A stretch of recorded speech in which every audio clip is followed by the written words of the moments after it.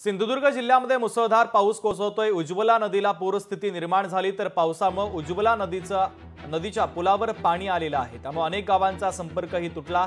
पुलाची उंची वाढवण्याची मागणी देखील आता करण्यात आलेली आहे।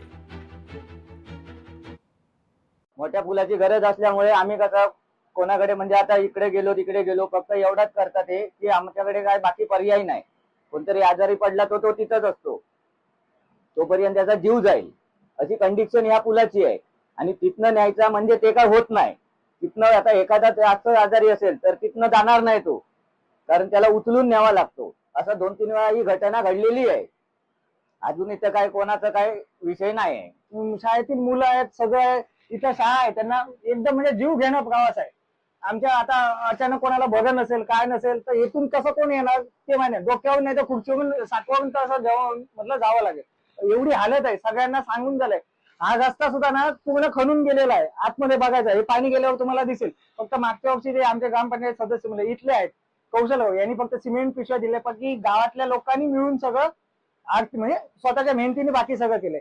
साकवाचा पण तसंच ते कौशल गाव त्यांनी फक्त थोडंफार म्हणजे डागडुजी आपल्या यातून केलेली, बाकी इथं कोणीही लक्ष देत नाही, काही नाही। आता इमर्जन्सी काय झालं तर एवढी तुम्ही पण बघू शकता, एवढी हालत बेकार आहे।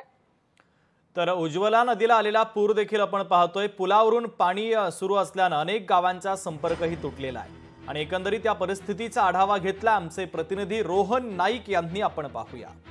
सिंधुदुर्ग जिल्ह्यामध्ये मुसळधार पाऊस पडतोय आणि कुडाळ तालुक्यातील तेंडोली गावातली परिस्थिती आपण पाहू शकतो। तांबाडगेवाडी इथे जो जाणारा कॉजवे आहे तो पूर्णतः पाण्याखाली गेलेला आहे। याची उंची कमी असल्यामुळे इथल्या नागरिकांना या कॉजवेच्या बाहेर पुढे जाता येत नाही। जवळपास 25 ते 30 घरांचा इथले संपर्क तुटलेला आहे। आपण पाहू शकतो कशा प्रकारे सिंधुदुर्गात जो मुसळधार पाऊस पडतो तिथली परिस्थिती आपण पाहू शकतो। कुडाळ तालुक्यातल्या या तेंडोली गावातली हा जो कॉजवे आहे तो 10 वर्षापूर्वी बांधण्यात आला आणि त्यानंतर याची उंची मात्र कमी राहिल्यामुळे आता या कॉजवेवरून पाणी जातं। आपण इथली परिस्थिती पाहू शकतो। एकंदरीत सिंधुदुर्ग जिल्ह्यात बऱ्याच ठिकाणी मुसळधार पाऊस पडतो, त्यामुळे अशीच परिस्थिती आपल्याला पाहायला मिळते। त्यामुळे संजोगे सर, रोहन नाईक, लोकशाही मराठी, सिंधुदुर्ग। लोकशाही मराठी ऐका, पहा, जागरूक रहा।